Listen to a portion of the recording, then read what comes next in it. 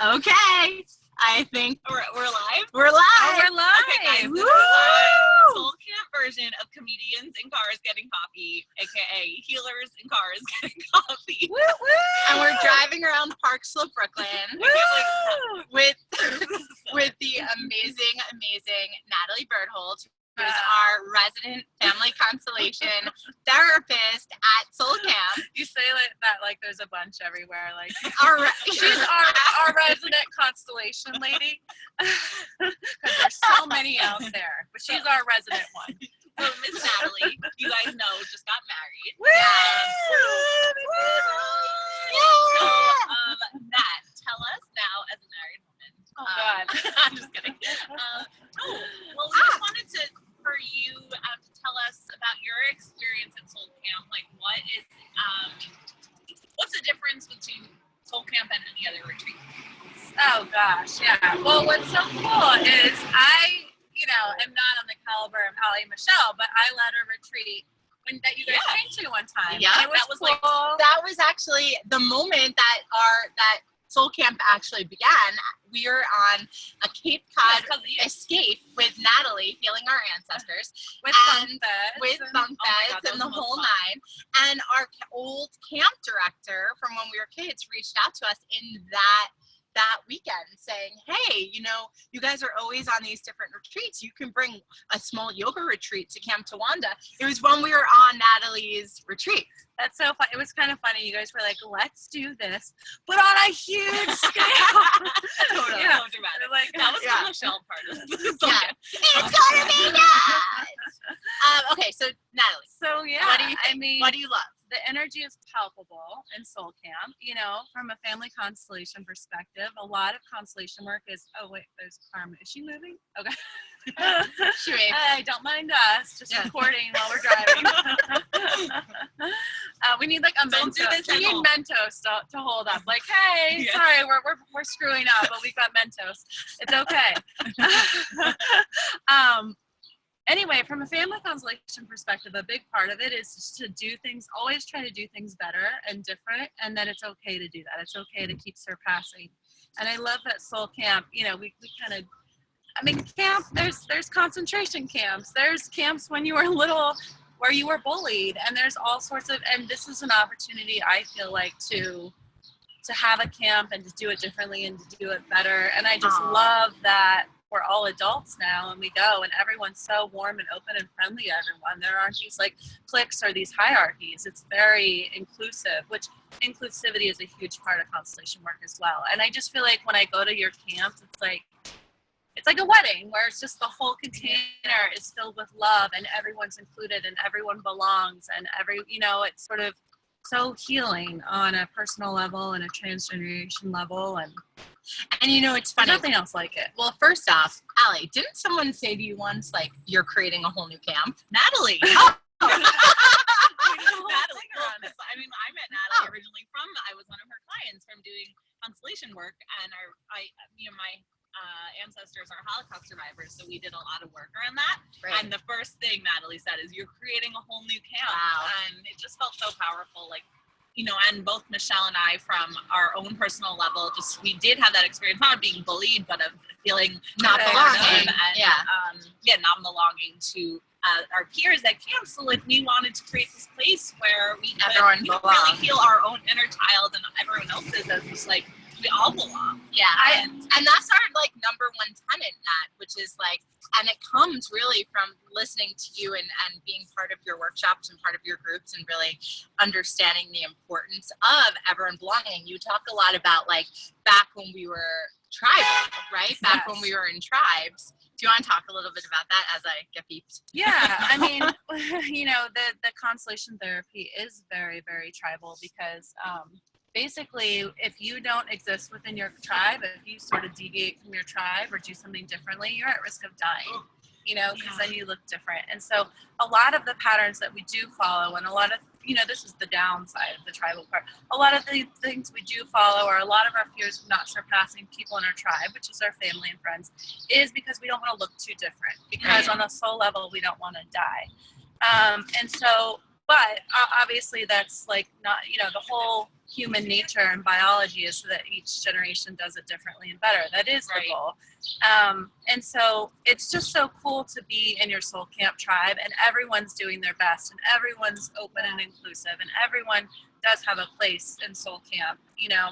Well, what's so interesting about that too is like, you know, I really believe that like during this time on the planet, a lot of us need to be stepping up and making paradigm shifts, like in our own ancestry lineage, but just like as a planet. Yes. And you can't do that. Like with what you're saying, it's like it's really difficult to make those big changes without having that tribal support, without feeling that feeling of belonging, because otherwise you keep getting pushed back into, oh wait, but like I'm not gonna belong if I make this big change in my life. Yeah.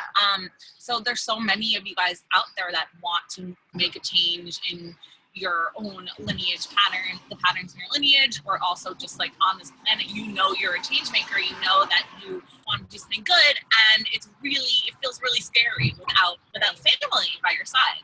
So Soul Camp gives family. It is family. So you know what I love about Soul Camp? You know, I'm sure your audience can relate to this. Probably every one of you feels a little bit like the black sheep or the misfit of the family, right? Like no one understands me. I was always a little different, always a little special. All those people come together at Soul Camp, and you sort of look around and go, I get you. Yeah. I understand you. Maybe your family didn't, but I get you. And it's like this place where you can just really exhale fully and go, oh my gosh, these people get me. Yeah. You know, and that's the thing, is because a lot of us are the black sheeps of our family, and we're looking for those people that are like, yeah, I like unicorns too, and I astral travel in my dreams too, and all that crazy stuff you can't tell anyone about. And that's what I love about Soul Camp. Yeah. You finally land and arrive, and you're like, these are my people. Yeah. Like the beat. Yeah. I know, that's what I'm thinking. Have you ever seen that music video for Blind Melon, No Rain? Yes. Yeah. It's my favorite music video. It would be. It would be. Because there's this little girl, and she is in a bee costume, and at the beginning of the music video, she's like on stage, you know, being a bee, and like just doing her whole little bee act, and everyone like laughs. I know. Oh wow! Everyone say hi to Natalie's. On the stoop doing That would have been amazing. But anyway, at the beginning of the thing, she is like this little bee all alone, and everyone's laughing at her, and she leaves like the stage crying and goes off, and everywhere she goes, people look at her, you're so weird, why are you a bee? And then at the end of the bees are awesome. Without bees, the whole planet would collapse, it's true. Right? Maybe that's part of the significance of the music video. But at the end of the music video, she opens this gate, and in the gate are like dozens of other bees of all shapes and sizes, all ages, all races, dancing along to the music, and she's run joyfully into the field because she's found her people, she's found her bees. And we always say, you know, at Soul Camp, it's like, this is your beehive, like these are your people, these are your bees. And I feel like people that come to Soul Camp do have like a home honing device or something. Yeah. And come find each other there. And that's what I love about it. People leave Soul Camp and have friends for life. It's not just family, like you come for a week and that's it. I mean, there's a Facebook group that people are so regular, and people are always like, oh, I met up with my, you know, camp bunk for coffee. Which is the best. It's so great. Yeah. So it's an investment for life. Totally. Yeah.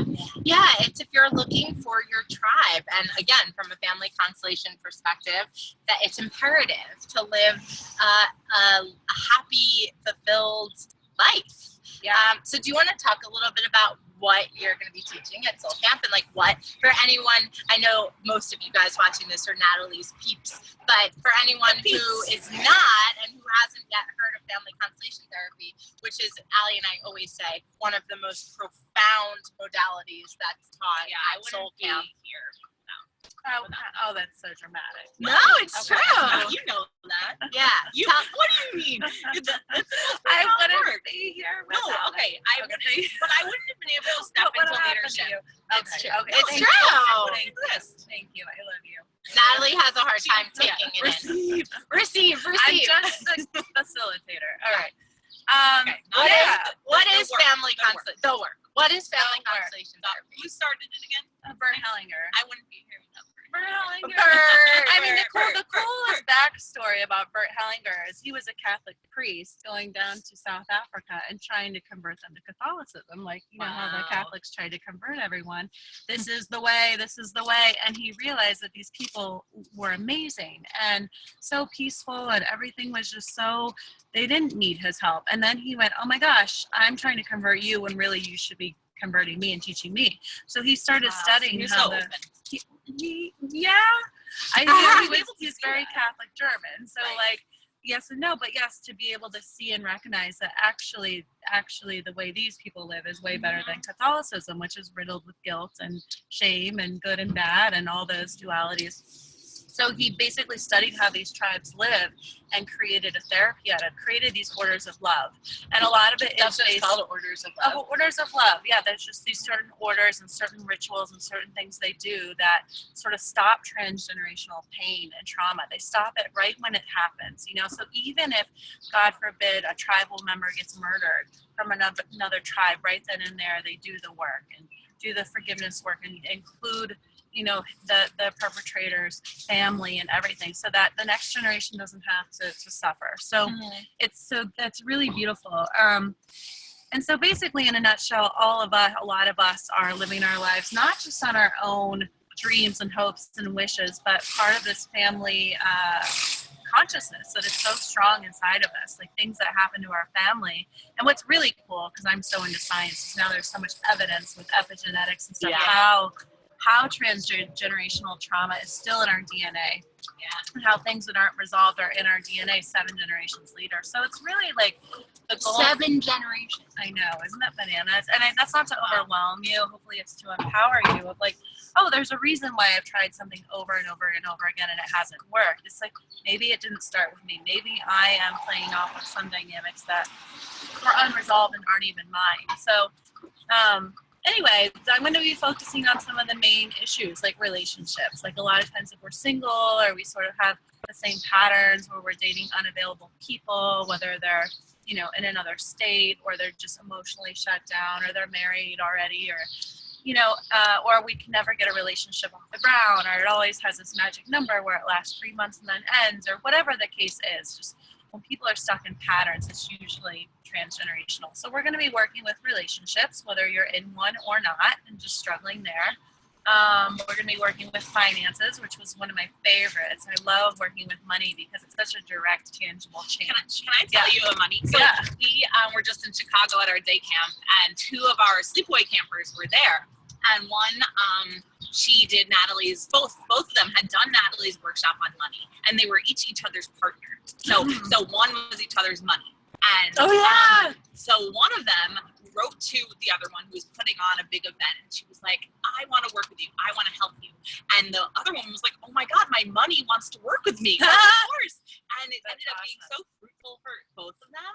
And they just had this relationship. They're like, you're my money, you're my money. And it was so sweet, but really healing too. Okay. I love it. I love it. I love that money. I mean, because here's the thing, like, and this is the funniest thing to me about working with people with money. We all say we want money, right? But if we don't have it, there's clearly a disconnect. And when I set people up in the field and in the energetic field with money, one of 2 things usually happens. They're either terrified of money or they totally ignore money. And we need to have a relationship with money just like your relationship with our partner. We could not fear our partner or totally ignore our partner and expect to have them around all the time, right? And so people say, or it's like, if you were deathly afraid of spiders, you wouldn't try to attract more spiders. So if you're afraid of money, why would you attract more of it? And people ask me, like, why would I be afraid of money? But money historically comes with an abuse of power, and it comes with, you know, a lot of people have a family system where when money came into their family, their parents' marriage hit the fan, or, you know, or historically with the Holocaust and stuff where people stole people's businesses, or, I mean, there's so many instances where money comes with some power and some responsibility that didn't fare well for the family. So money is just a really fun one to work with, because once you heal those blockages, it's like it can just come right in. And also, like, in our family, money was evil, and we grew up very, very poor. And so I felt like a bitch if I made money, you know? Right. And I had to get over that, obviously. But just so money is very charged. But it's not enough for us to be like, I want more money. Why isn't it coming in? Because on a deep, deep level, there's a lot with money that we're not realizing. So yeah, and then what else am I doing? Money, relationships, and maybe I think I'll probably do like a group constellation where people can, we'll do a full on thing. So just to tell you guys, all Natalie's peeps, we have 35 different instructors and modalities coming to Soul Camp. Awesome. So you get to choose to go to constellation class, but you can also go to Kundalini yoga, improv, dream catcher making, stand-up paddleboard, intensati. all the stuff Overcome you your fear wish of you could public do that speaking. you never have time to do or don't have access to. It's there. a smorgasbord. Yes, it So is. we are so excited to be doing our New York Sleepaway Camp again, August 23rd to 27th, the week before this girl's wedding. Yay! And it's going to be so fun. It's up in Warrensburg, New York by Lake George. So it's only 3 hours from New York City. And we have a bus going up, so we make it super easy. And then we also have our California camp at the end of October, which is October 24th to 28th. Which I've also done. and Natalie's it's also been. amazing. You guys. Totally different vibe. Totally so different. West Coast, but it's so healing, nourishing, relaxing. It's right in these So incredible contained. mountains. Yeah, so Yeah. it's in this valley called Wonder Valley, no joke. And it's these mountains, and I saw pictures. They were in a drought the past 3 years, so it was pretty not barren because like Wonder Valley was still magically green, but the mountains are even more green and beautiful and lush. So come join us in California if that calls you, or in upstate New York, and you can meet all of us. Come hang out, be part of our beehive. And Natalie's going to post her link below this video. Yes. So be sure to use that link when you And register. if you have any questions, just email us at info@soul.camp, and to sign up or find out more information, go to www.soul.camp. And we so look forward to seeing you guys. can also ask me Yay. questions because Yes, and I've ask been to the questions. 5 of them, and it's I'm happy to. Wow, answer you've been any to questions. 5 of them. So incredible. And I feel like I've been on all different ends of it. So So just reply to this email to ask Nat any questions. Yes. Okay, thank you guys for letting Yeah. us. Oh my God. Yay. Driving a car. Have you guys done a nice tour of Park Sloan? I did. I'm going to drive around one more time. All right, guys. Yes. Have an amazing, amazing day. And stay safe out there. Yeah. Well, we'll see you at Soul Camp. Bye. Yes, come.